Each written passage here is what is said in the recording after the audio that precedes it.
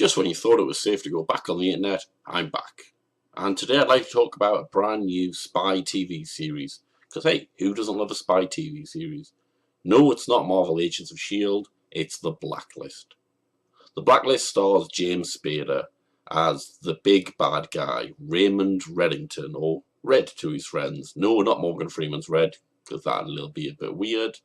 But actually a master Moriarty-esque fixer for the criminal empire, named the Criminal Concierge, which is a really kind of clumsy title, because obviously crime consultant has already been taken by the new series of Sherlock. So what is it about? Raymond Reddington walks into CIA offices and offers to help take out other high-level criminals for some unbeknownst reason. And it's basically Alias. It's Alias with some bad guys in. So if you think back to Alias with Jennifer Garner in, she was kind of a young spy working for a number of different named companies, trying to kind of solve crimes and stop terrorism.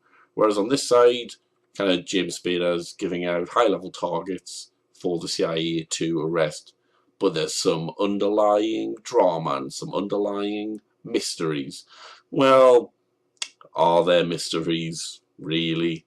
So the lead actress, Megan Boone, is attractive, and it's her first day on the job. She's a criminal profiler, and Reddington's only willing to talk to her.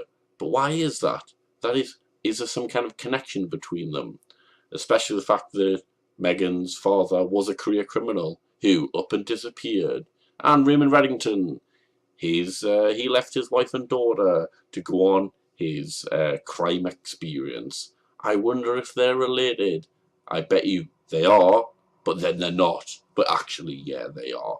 So that's the kind of twist I would expect to see halfway and towards the end of the series. That it comes out they're related, but then some falsified information comes out to say that they're not. And it's like, oh my god, what a shock. But then actually turns out they are related. Because why else would they be doing it this way? There's also some other intrigue trying to go on where she finds out that her loving boyfriend is probably a spy as well. He had a box under the floor with some money and loads of passports and some guns. And yeah, so far so Alias, to be honest. It's alright, to be honest. It's alright. It's not a spectacular thing in the world. James Spader's pretty good as a bad guy.